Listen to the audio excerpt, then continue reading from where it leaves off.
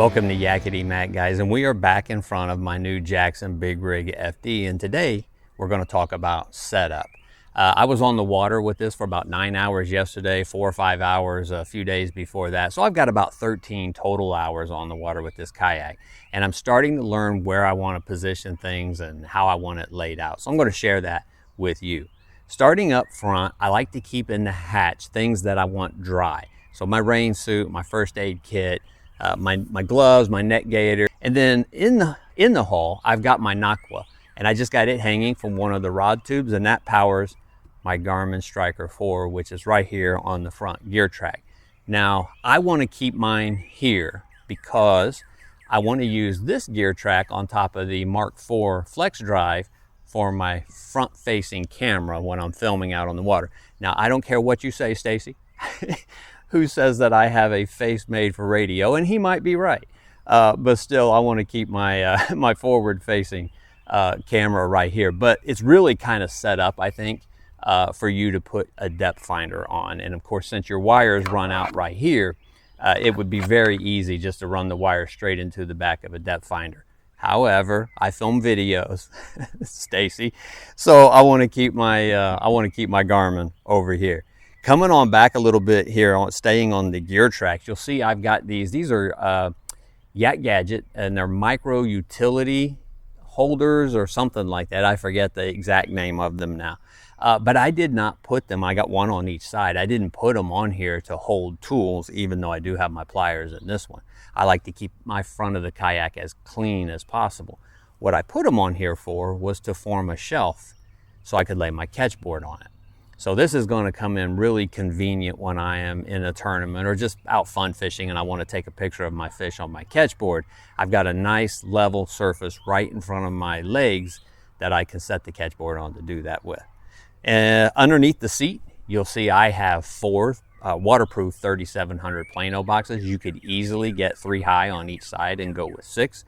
Jackson makes an under-seat bag designed for their seats that will hold 4 of those, and I believe it closes shut with like some Velcro or whatever. I'm not sure if I'm going to go with that yet, or if I'm going to keep it open down there so that I can experiment and play around with different things that I want to keep up under the seat. So when it comes to rod storage, guys, the rod troughs are awesome. I love them. Yesterday during the tournament, I laid them in the rod trough. And it didn't cause any problems or anything. Tomorrow when I go out and do some filming for a review on this, on its performance on the water, I'm going to use the rod stagers that come with this kayak from Jackson. And I'm going to use them a little differently than what they're designed to do. And I'm not going to use the top one. I'm going to keep the top one empty. I'm going to lay 2 rods in each rod trough. And the one rod I'm going to actually lay down in the trough, and then the other one I'm going to put on that lower tier on the stager so that it is all free and clear of the steering handle here. I'm afraid, and I haven't done this yet, but I'm afraid by having a rod on that top tier stager, I'm just going to be bumping it all the time while working the rudder, and I don't want to mess with that. But I love these rod stagers. I'll talk more about why I love these when I do my review out on the water. I'll take us into some sketchy area and you'll see why I wanted this horizontal storage. On that side, I keep my paddle. You can keep it on either side. I love having the paddle up top. Makes it so nice and easy to get to. Let's move on back. Directly behind the seat. Now this is going to vary depending on the person and where you have your seat adjusted. I have plenty of space back here to fit a nice cooler. We're heading into the heat of the year, so that's going to come in handy. On the track mount, directly behind that, I've got 2 cup holders. I've got the Yakkitty cup holder, and then I've got one that I got off of Amazon for about $14, I think. And honestly, the one from Amazon is way better. It's got the rubber tabs in there to keep your drink from moving around. It's got tabs all around the top of the outside of it so you can hang lures from it if you want to, or tether. I've got my fish grips tethered to it. And so I actually like that one a lot better. If somebody out there wants to know the specific track mount cup holder I'm using, let me know. And I'll gladly send the link along in the comments to that. And look, I know that Yakkitty's made in America, and I support that. I really do. But this one here is far superior. It just is what it is.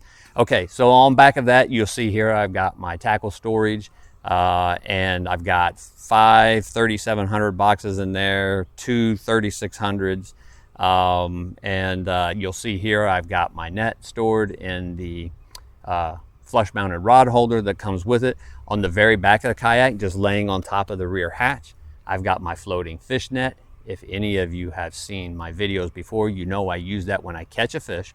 I put the grips on him, the fish grips, and then I set him inside that net, and I put that net down into the water to hold them while I prep everything for a photo opportunity. It really works out nice, and believe it or not, having the fish inside that net keeps them from flipping and flopping all around and potentially coming off of the fish grips. Over here, I've got an Omega rod holder from Yakkitty. It's got the lock and load base. This kayak came with that. In fact, I think all of Jackson's fishing kayaks come with this Omega rod holder. So I've got it set over here on the Tankwell geartrack. I removed the bungees. I'm not a bungee person. I never used them on my Old Town. I don't plan on using them on this kayak either. And the cool thing is since it's all on a track mount, you just loosen them up and slide them off and do with what you want, which for me was take them off altogether.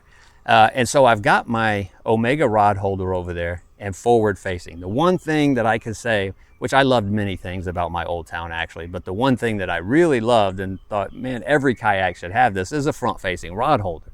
Makes it nice and easy when you are taking a fish off or changing lures, retying, whatever it might be.